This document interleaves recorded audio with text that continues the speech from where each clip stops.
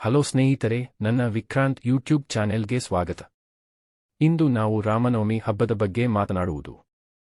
ಈ ಹಬ್ಬದ ಸಂದರ್ಭದಲ್ಲಿ ನಾನು ನಿಮಗೆ ಭಗವಂತ ರಾಮನ 5 ಒಳ್ಳೆಯ ಗುಣಗಳನ್ನು ಹೇಳುವುದಾಗಿ ಹೇಳಿಕೊಳ್ಳುತ್ತೇನೆ.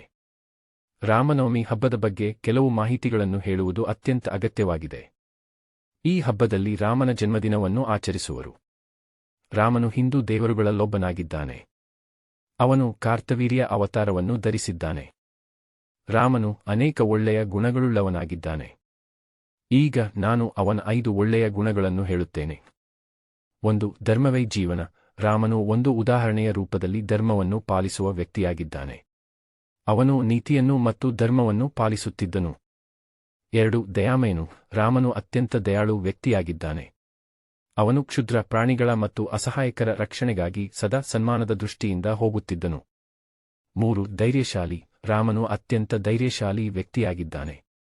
ಅವನು ತನ್ನ ರಾಜಕೀಯ ಸಾಮರ್ಥ್ಯದ ಸಹಾಯದಿಂದ ಅನೇಕ ದುಷ್ಟರ ವಿರುದ್ಧ ಯುದ್ಧವನ್ನು ಜಯಿಸಿದ್ದನ.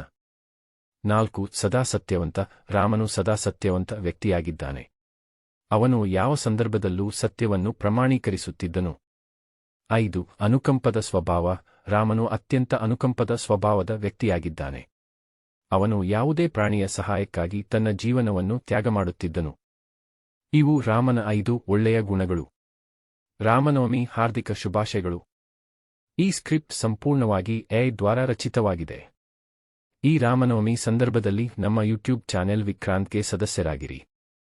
ಹಾಗೂ ನಿಮ್ಮ ಪ್ರಶಂಸೆಗಳನ್ನು ಕೆಳಗಿನ ಕಾಮೆಂಟ್ ಬಾಕ್ಸ್ನಲ್ಲಿ ಬರೆಯಿರಿ. ರಾಮನವಮಿಯ ಶುಭಾಶಯಗಳು.